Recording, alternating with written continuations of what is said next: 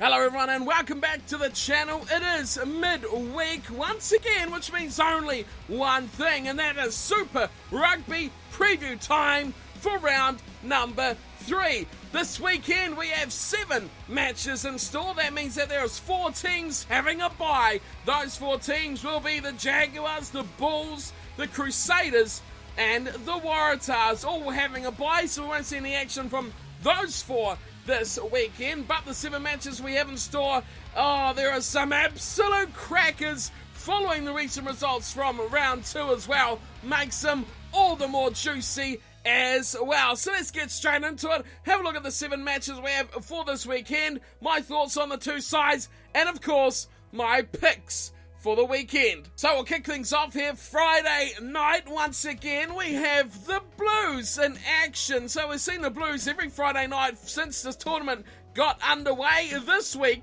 round 3, they're up against the Hurricanes. Now, this is an interesting match because both these sides are really struggling. Neither has really got to their grips. The Blues started off with a hiss and a bang, but they've really fallen away with Umanga's almost rotation policy that's already predetermined with his team. He's made another 9 changes heading into this match. We got Rennie Ranger out on the wing, Marty Sal's back in the starting team, Milani Nanai's in the backs, gone to the bench as well. Matt Duffy's got the chop after getting bulldozed by Nadolo. It's all change for the Blues. We got Luatua in the second row as well. All sorts of differences going on. The Hurricanes, on the other hand, I think, take away that game against the Brumbies. They look pretty good against the Highlanders, and I think really they could have easily won that match just as easily as they lost it. The Highlanders just had that little bit extra in the tank come that final 6 minutes or so, but the Hurricanes were in that game throughout, and you really can't look past them. I think the Blues really have spent a lot of their coins straight away in that opening round win that shocked the Highlanders, but now they're going downhill consistently at a rate of knots as well, and they're going to go down to the Hurricanes in the first match of round 3. I think the Canes are going to come good, and I've got them winners over the Blues, 19 points to 12. So a 7-point difference there. I think the Blues really don't have it to keep that consistent speed up. That's consistency. That's the thing. They've got to get that consistency up, and we may see better things from them. So 19-12, Hurricanes over the Blues. Right, that's match number 1 done and dusted. Let's have a look at number 2. Following that Blues-Hurricanes matchup, we will have the Force versus the Brumbies. Now, I think no beating around the bush here at all. The Brumbies out and out look the best team in Super Rugby from the opening 2 rounds. Simply, they have just beaten everyone, beaten them well. You know, big match against the Waratahs, put them away quite easily. You could argue teams from South Africa have looked impressive as well. The Lions, can you go past the Lions? The Stormers, the Sharks as well have looked pretty good as well. But the Brumbies, I think, are the best side in the early rounds. And the Force, although they've improved, I think, absolute streaks ahead of where they were last season. Their new attacking play, they look a lot better than they did. But it's going to take time for them to really click. And I think the Brumbies are a team that can exploit a team that is learning. I'm fully expecting 5 points here going to the Brumbies, and I expect to see lots of tries, not by the Brumbies, but by the Force as well, as I think the way they're going to go out here, hopefully, with a nothing-to-lose attitude, throw everything out there. They're only going to give a chance of winning this match if they chance their arm. If they don't go out there and play positively, they will just get blitzed off the field. But I'm picking they might take the chance, have a go, but eventually they will go down. I've got the Brumbies to win this one, 38 points to 22. The Force will go down, but with a good fight like we've seen from them in 2016. Righty-ho, match number 3, and well, I'm throwing the papers away for this one because, to be completely honest, I cannot pick a winner. It is the Highlanders at home, Forsyth Bar Stadium, against the Lions. Oh, the Lions. How brilliant were the Lions against the Chiefs last weekend? They were simply outstanding. And the Highlanders, they got stunned in the opening round against the Blues. Then they looked a lot better, especially the likes of Fekitoa. Looked outstanding. Patrick Osborne really involved in that match as well against Hurricanes. But the Lions, you got to look at how they played. Yantes, de Klerk were outstanding. Kumbrink, Skosan, brilliant Mapo as well. Oh, it's just the possibilities that this match has.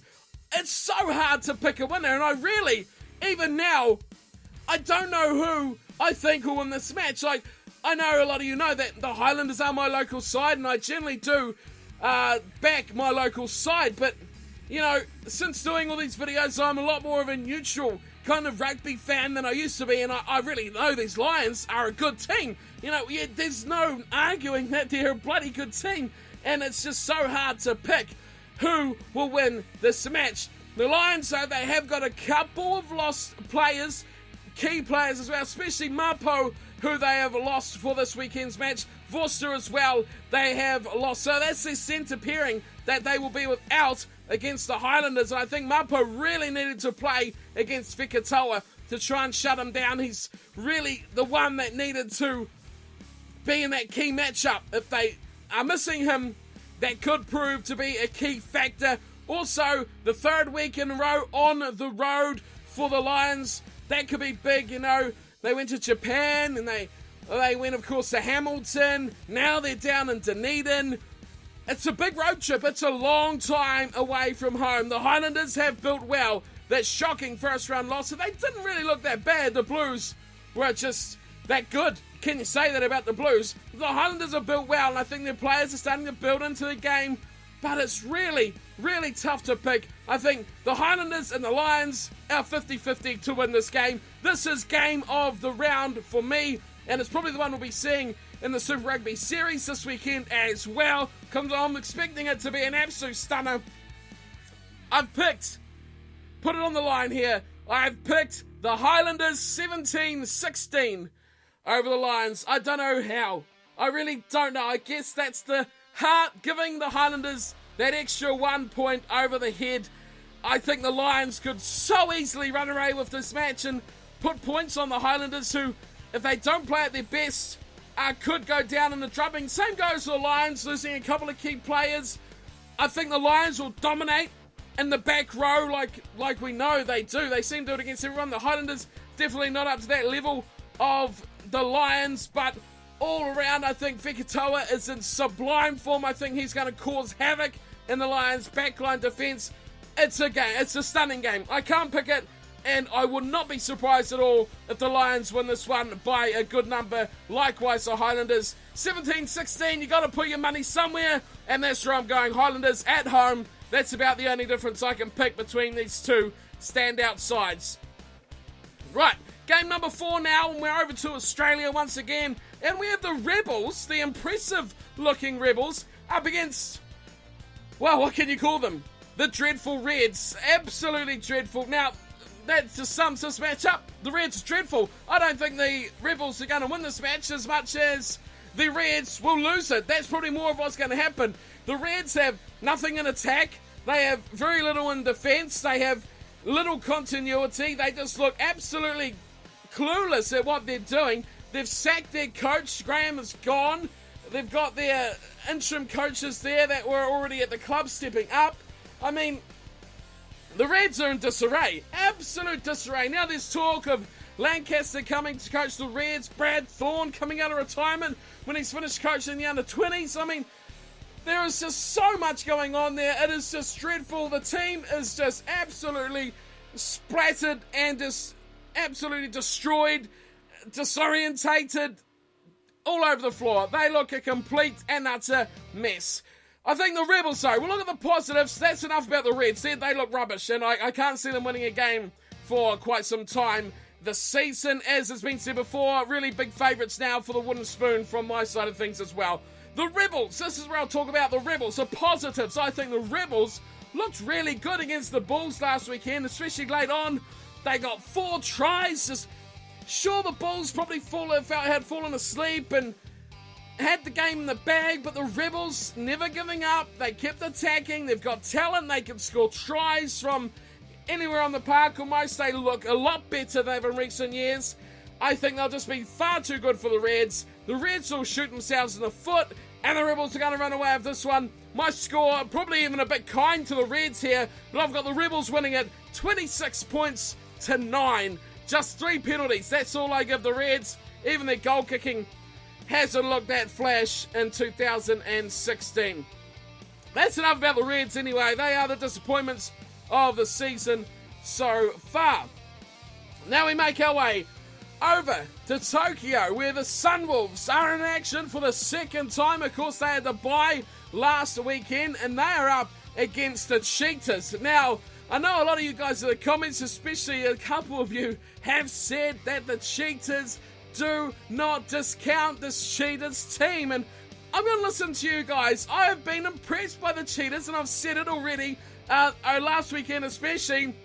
The Cheetahs, I expect them to lose and lose heavily, but they're not as bad as I'm really giving them credit for. They are quite a good team. They don't have the big names, but they are really playing well together. Twice now I've gone against the Cheetahs, and twice I've been impressed with how they have played.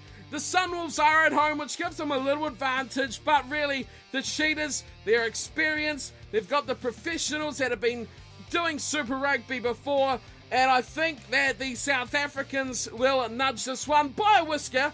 I'm thinking we're going to see another passionate display after a week off by the Sunwolves. I'm sure there'll be a packed stadium as well supporting the Japanese franchise, but the Cheetahs, I cannot go against them again. Third week in a row, I just can't do it. I've got to get the Cheetahs up here. 27-24, the Cheetahs to get the win. There you go. Don't let me down, Cheetahs. Come on, you can do it. Get the win.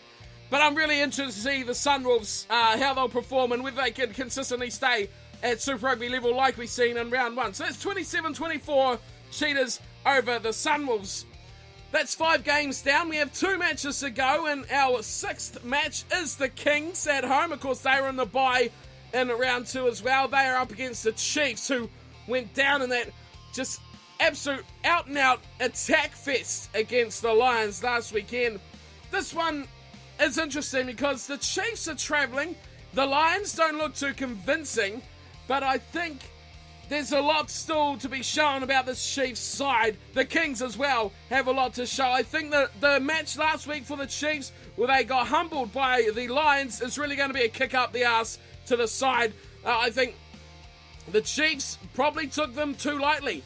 As I guess anyone that hasn't seen much of the Lions, Australia, New Zealand and the likes, don't know how well this Lions team has performed, and I think that really they've really set the record straight here. It's not unseen or unheard of for New Zealand and Australian sides to go to South Africa and lose to, the lower place sides.